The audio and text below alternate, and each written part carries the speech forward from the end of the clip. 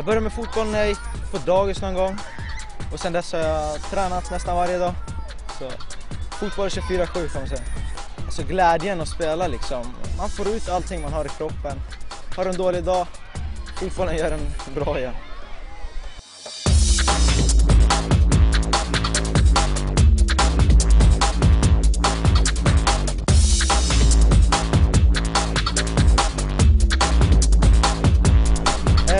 Med fotbollen så blir det kanske 9 pass i veckan. Sen kör jag eget ju och sen har vi styrketräningar och sånt.